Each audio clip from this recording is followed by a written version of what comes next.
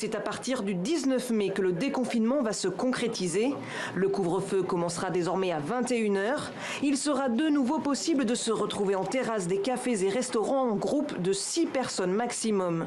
On est prêt depuis un moment déjà. Hein. Tout ce qu'on souhaite, nous, c'est de rouvrir. Donc non, pour juin, on sera prêt, on sera là et on espère accueillir tous nos clients avec beaucoup de sourires et on sera très très très heureux de retrouver une vie pseudo-normale pour le moment.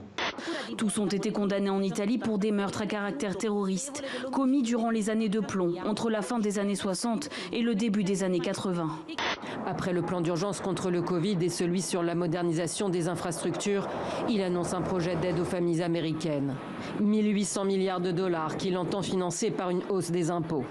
Avec 53% d'opinion positive au bout de 100 jours de sa présidence, Joe Biden a convaincu moins d'Américains que Barack Obama, George W. Bush ou encore Bill Clinton, qui eux avoisinaient les 60% au même moment de leur mandat. Mais il fait mieux, Joe Biden, que son prédécesseur Donald Trump. Les Allemands sont encore très branchés sur le cash. Hein. Par contre, si vous regardez la Suède, la disparition est presque faite.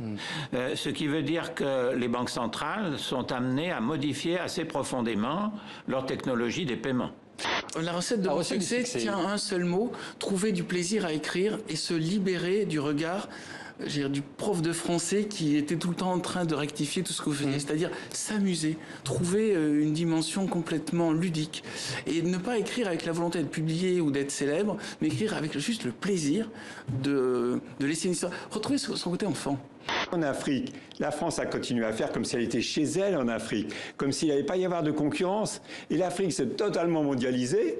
La France a perdu ses marchés. Et maintenant, vous avez l'armée française qui sert de cache-misère à une présence française globalement désirante sur le continent.